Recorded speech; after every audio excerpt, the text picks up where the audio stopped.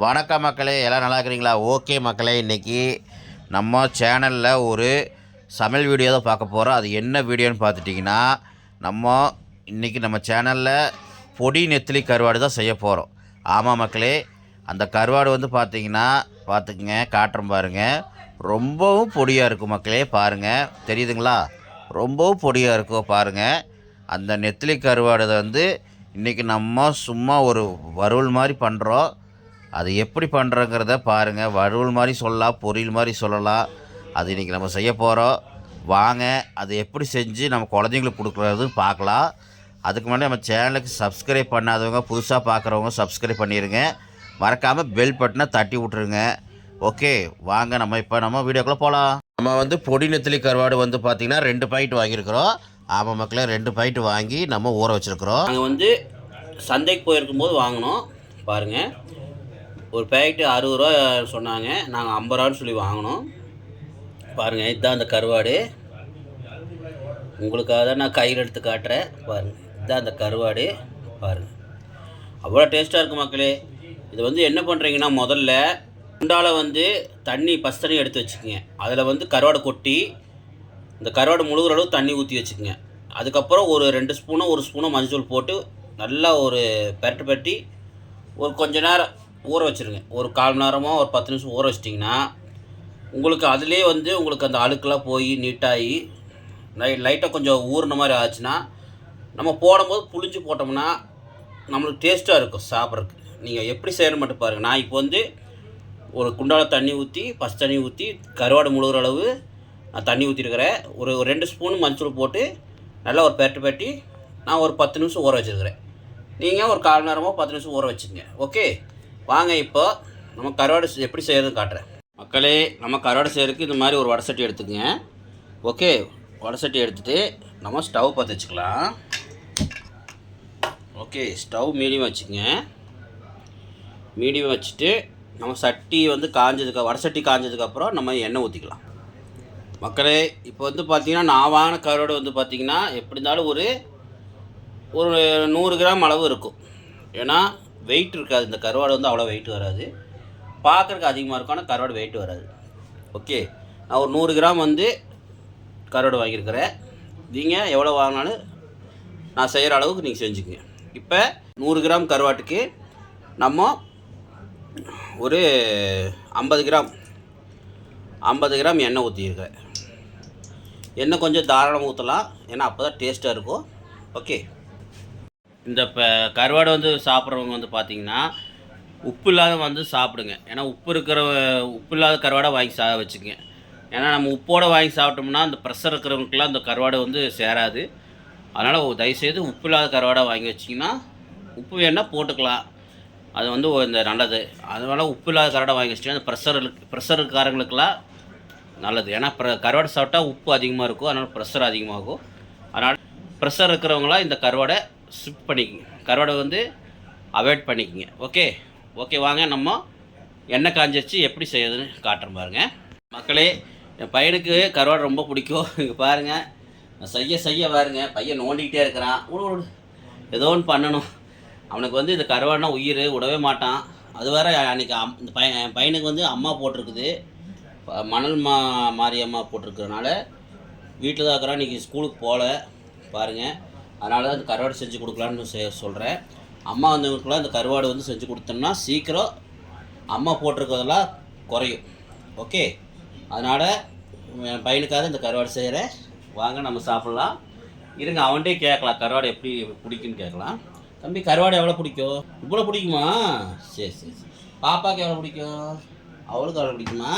சரி. அவனுக்கு உடம்பு ரொம்ப முடியல மக்களே. அவனுக்கு அம்மா வந்தனால டயர்டாகிறான், காய்ச்சல். ஓகே மக்களே, அவனுக்காக தான் மெயினாக செய்கிறோம். வாங்க, நம்ம எண்ணெய் காஞ்சிருச்சு. வாங்க நம்ம கருவாடை புழிஞ்சு போட்டுக்கலாம். இந்த கருவாடை வந்து கழுவி வச்சுருக்குறோம் பாருங்கள், கழுவி வச்சுருக்குறோம். இந்த கருவாடை வந்து என்ன பண்ணுறோம்னா நம்ம இன்னொருக்கா அலாசிட்டு இன்னொரு தண்ணியில் கொஞ்சம் அலாசி தனியாக எடுத்து வச்சுக்குவோம். ஏன்னா அப்படியே போட்டோம்னா அந்த மேலே இருக்கிற மண் அந்த அழுக்கெல்லாம் இருக்கும். அதனால் எப்போயுமே கருவாடு வாங்கினா 2 தடவை கழுவிடுங்க. ஊற வச்சதுக்கப்புறம் 2 தடவை கழுவிக்கிங்க. ஏன்னா ஊற வச்சு கழுவுனிங்கன்னா அந்த அழுக்கெல்லாம் வெளியே வந்துடும். ஓகே, மஞ்சத்தூள் போட்டு நம்ம ஊற வச்சிருக்கனால இந்த அழுக்கெல்லாம் வந்துடும். அதனால் இன்னொரு நல்லா கழுவிக்கலாம் மக்களே. இப்போ கருவாடு கழுவி நம்ம இன்னொரு தண்ணியில் போட்டிருக்குறோம். நல்ல தண்ணியில் போட்டு மறுபடியும் ஒருக்கா அலாசிட்டு இதை வந்து நம்ம அப்படியே புழிஞ்சு எடுத்துக்கலாம். பாருங்கள், இதை அப்படியே ஒரு புழிஞ்சுக்குங்க. தண்ணியே இருக்கக்கூடாது. ஒரு நல்ல ஒரு புழிஞ்சிட்டு நம்ம இந்த எண்ணெயில் போட்டுக்கலாம். எண்ணெயில் போடுறதுக்கு முன்னாடி தீயை வந்து கம்மி பண்ணிக்கோங்க. பாருங்கள், நல்லா புழிஞ்சிக்கங்க. புழிஞ்சு வடை சட்டியில் போட்டுக்கங்க. ஓகே மக்களே, வாங்க இதெல்லாம் புழிஞ்சு போட்டதுக்கப்புறம் நான் உங்களுக்கு காட்டுறேன். மக்களே இங்கே பாருங்கள், மொத்தமாக புழிஞ்சாச்சு. பாருங்கள், பார்க்குறதுக்கு நிறையா இருந்துச்சு. ஆனால் திருவுண்டு இருக்குது பார்த்தீங்களா.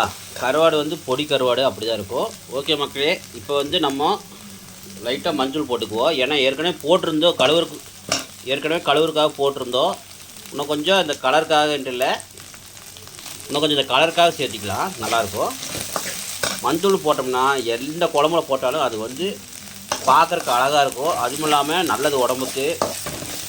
அது ஒரு தனியாக ஒரு டேஸ்ட்டாக அது தெரியும்.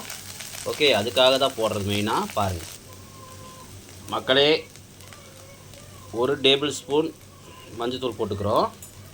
போதும். போட்டு நல்லா ஒரு பட்டிக்குங்க. எனக்கு கமெண்டில் சொல்லுங்கள், இந்த கருவாடு சென்னாக்குனி கருவாடு யாருக்கு பிடிக்குன்னு. ஓகே, பாருங்கள் மக்களே, நான் சொன்ன மாதிரி மஞ்சத்தூள் போட்டனால எவ்வளோ கலர்ஃபுல்லாக ஆயிடுச்சு பார்த்தீங்களா கருவாடு. இங்கே பாருங்கள் மக்களே, மஞ்சத்தூள் வந்து போடும்போதே உங்களுக்கு தெரியும் அவ்வளோ வாசமாக நல்லாயிருக்கும்.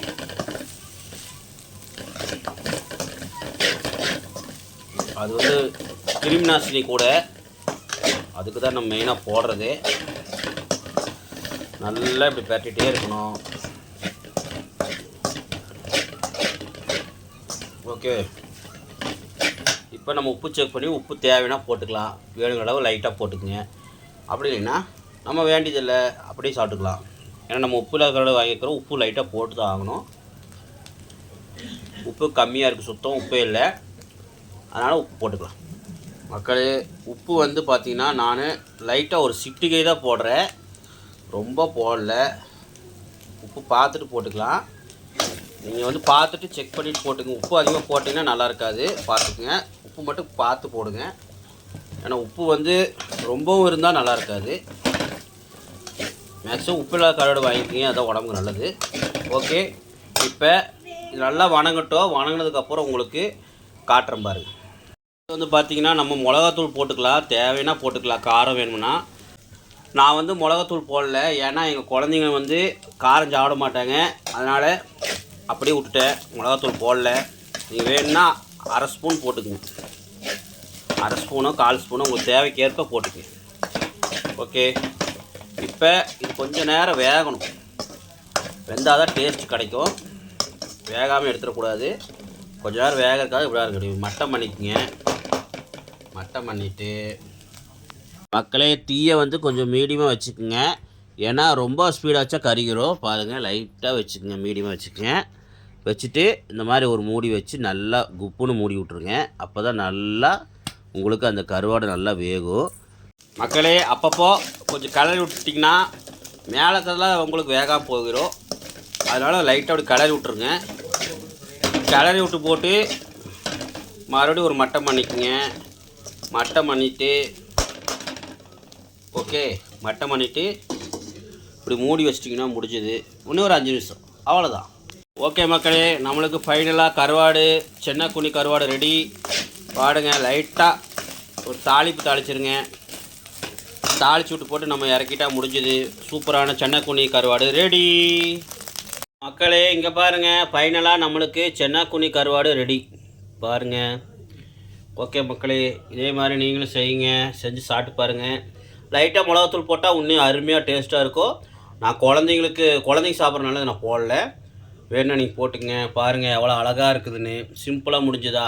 இவ்வளோதான் மக்களே, ரொம்ப சிம்பிளான கருவாடு ரெசிபி தான். நீங்களும் இதே மாதிரி செஞ்சு சாப்பிடுங்க. ஓகே மக்களே, இதே மாதிரி நீங்களும் கருவாடு செஞ்சு சாப்பிடுங்க. சாப்பிட்டு எப்படி இருக்குன்னு கமெண்டில் சொல்லுங்கள். இதை மாதிரி சிம்பிளான ரெசிபி உங்களுக்கு தேவைப்பட்டுச்சுன்னா கமெண்ட்டில் சொல்லுங்கள்.